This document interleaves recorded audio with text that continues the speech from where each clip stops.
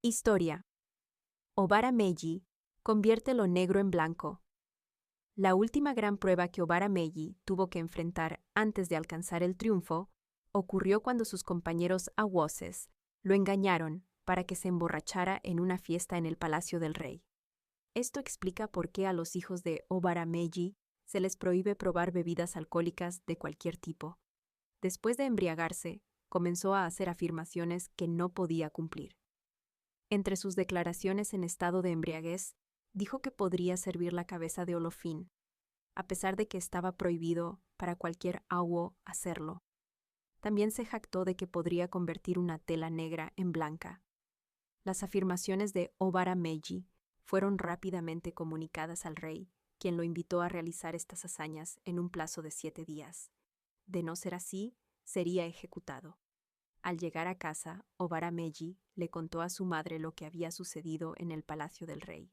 Su madre se levantó, molesta por su audacia al hacer tales alardes sin base alguna, sobre cuestiones que nadie había logrado realizar antes. Él le explicó que estaba ebrio cuando hizo esas afirmaciones. La única persona que solía servir la cabeza de Olofín era un hombre llamado Okete.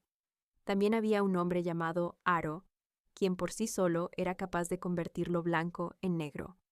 La madre de Obara Meiji fue en busca de ambos. Al llegar el 7º día, Olofín sacó una pieza de tela negra de 10 yardas y se la dio a Obara para que la llevara al río y la convirtiera en blanca. Antes de que Obara llegara al río, su madre ya lo esperaba allí. El rey envió un mensajero para que lo acompañara y verificara la operación.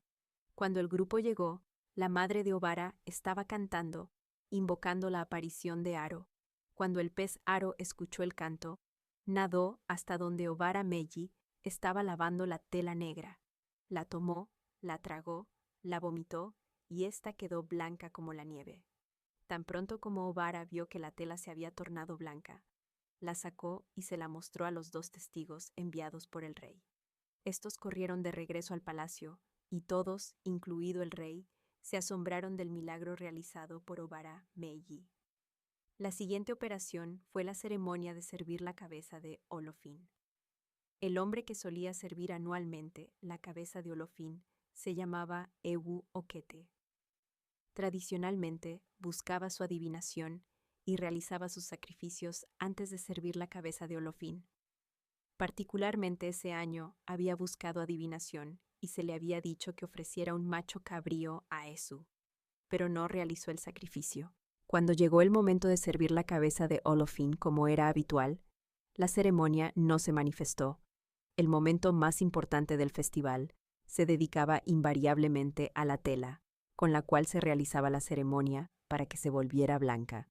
En vista del sacrificio que Ewu Okete se negó a hacer a Esu, la tela negra se negó a cambiar su color a blanco.